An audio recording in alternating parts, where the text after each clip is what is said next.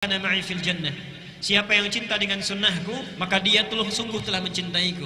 Dan siapa yang mencintaiku, maka dia akan bersamaku di surga nanti. Kana ma'i, yarhamukallah. Kana ma'i, dia akan bersamaku. Yang bertetangga dengan Nabi, perhatikan hadisnya. Ana wa kafilul yatimi kahataini fil jannah.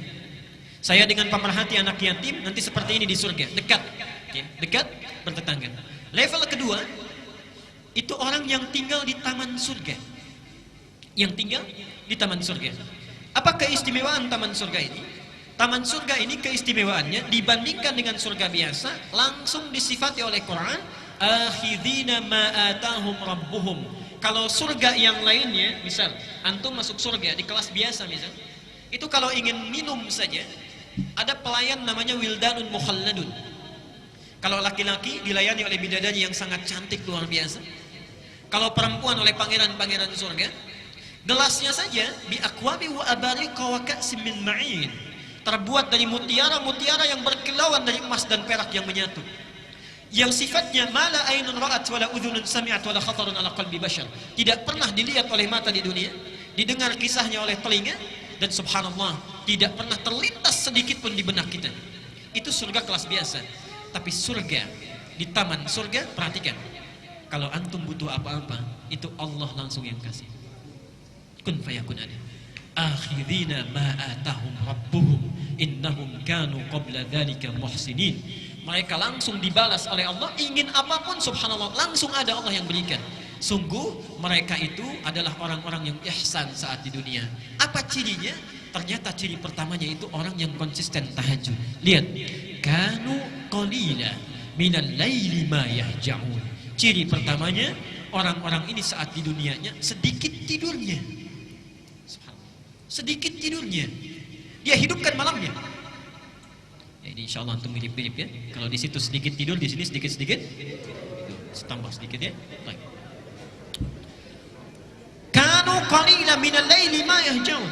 Jadi kalau kita rajin tahajud, ya, kita dawamkan ibadah ini, subhanallah, itu surganya yang sudah menanti minimal taman surga. Taman surga itu minimal. Ya. Kalau antum misalnya tambah lagi dengan yang lain, kita dawamkan misalnya subhanallah, salat sunnahnya yang qabliyahnya 12 rakaat tidak pernah ditinggalkan, didawamkan terus, dibikinkan rumah lagi, dibikinkan istana di dalam surga. Kalau antum tinggalkan canda yang tidak bermanfaat, misal canda yang tidak bermanfaat itu yang ada bohongnya hanya untuk membuat orang lain tertawa misalnya, itu subhanallah dibangunkan oleh Allah istana di pinggiran surga. Di pinggiran surga, alhamdulillah masih penting dapat istana ya. Di pinggiran surga. Baik, villa lah kalau dalam bahasa kita. Kalau orang yang meninggalkan perdebatan, misal ada debat kusir dan lain sebagainya, kita sudah tidak nyaman dengan itu, kita tinggalkan karena Allah, dibangunkan di dalam surga. Dan orang yang memelihara amal-amal solehnya, diperbaiki lagi, dibangunkan rumah di puncak tertinggi di surga. Sekarang, antum kira-kira sudah merencanakan mau tinggal di mana? Saya cuma kasih dua pilihan. Kata Quran, minimal, ini yang paling minimal. Minimal itu kita harus ada di kelas 3. Yang ketiga itu tempat surga yang seluas langit dan bumi. Seluas langit dan bumi. Dalilnya ada di Ali Imran, nomor ayat 133 sampai 134. Quran surah 3 ayat 133 dan 134. Lihat ayatnya. Wasari'u ila maghfiratin min rabb wa jannatin arduha samawati wal ardu 'iddat lil muttaqin. Subhanallah. Sejenak. Kata Allah, segera engkau beristighfar kepada Allah, mohon ampun taubat kepadanya, dambakan punya cita-cita minimal punya rumah di surga seluas langit dan bumi. Subhanallah. Itu minimal yang akan disediakan bagi orang yang takwa. Apa amalannya?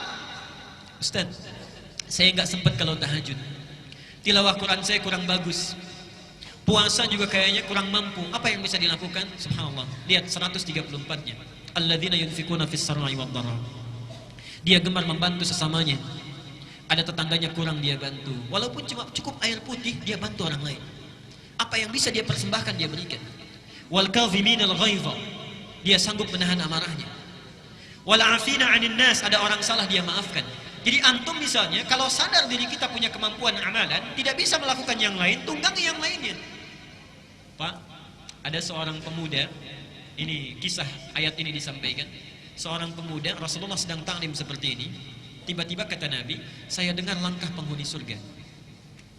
3 kali disebutkan. Ali dengan Mu'adz itu penasaran.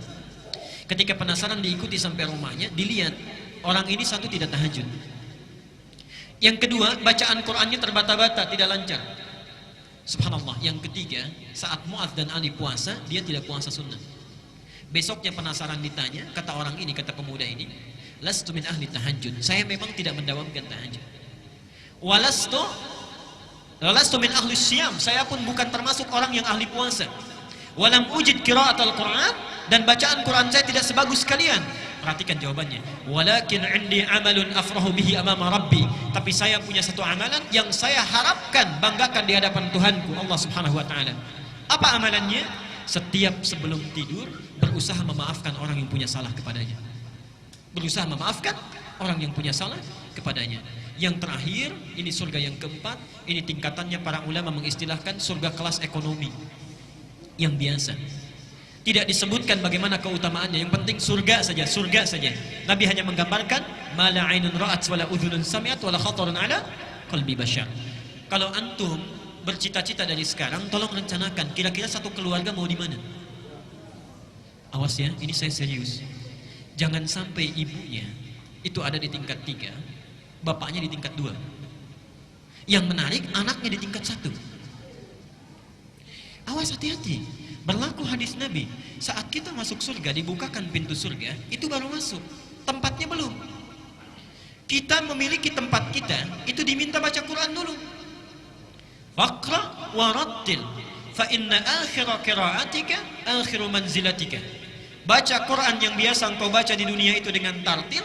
Kenapa bahasanya ada tartil? Tartil di sini agak panjang, karena ibu bapak sekalian, saya ilustrasikan dan tidak sesuai gambaran ini dengan kenyataannya nanti. Allahu a'lam. Ketika orang diminta masuk oleh malaikat ke surga, dibukakan pintu surga, ya. Salamun alaikum bima sabaratum. Selamat, Anda bisa masuk surga dengan sabar, karena sabar saat di dunia. Udkhuluha bisalamin aminin. Silahkan masuk dengan tentram. Baru masuk. Saat akan naik ke tempatnya di surga, diminta baca Quran dengan tartil. Kenapa bahasanya itu agak lambat kemudian tartil? Subhanallah. Karena orang saat naik ke surga, baru satu tingkat melihat keindahan yang luar biasa. Seakan-akan dia tidak mau cepat-cepat, ingin dilihat dulu, naik lagi. Fa inna akhira qiraatika akhiru manzilatika. Di akhir bacaan kita, disitulah kita tinggal. Disitulah kita tinggal. Mohon maaf, digambarkan dalam riwayat, banyak orang yang menyesal masuk surga. Orang menyesal masuk neraka, wajar. Tapi masuk surga, ada sesuatu yang aneh. Kenapa menyesal? Yang satu ketika naik, baca biasa 10 ayat, temannya 20 ayat. Begitu berhenti di situ, temannya naik ke atas. Yang satu 30 ayat, temannya naik ke atas. Yang satu lebih tinggi lagi. Awas, jangan-jangan anak antum hafal Quran, antum biasanya baru 10 ayat.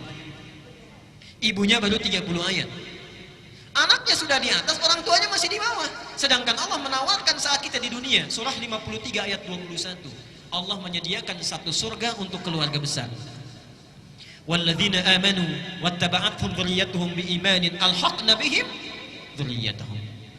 Dan para orang tua yang beriman, kalau diikuti oleh anak cucunya baik seluruhnya, maka kami akan himpun mereka di satu tempat di surga langsung. Satu tempat di surga. Baik. Karena itu saya mohon, saat ini kalau kita belajar tahajud, bapak kalau bangun jangan sendirian, Pak. Lihat, rencanakan dengan istri, Ma, kita bangun malam ini. Istri juga begitu, Pak, kita bangun malam ini. Kalau capek mungkin papa yang istirahat atau sebaliknya. Kemudian mama yang berdoa. Anak punya kemampuan, bangunkan. Subhanallah. Ibnu Abbas itu begadang usia 3-4 tahun, hanya ingin melihat sifat sholat tahajud Nabi SAW. Seorang Ibnu Abbas. Jadi mohon rencanakan dari sekarang beramal dengan amalan satu keluarga.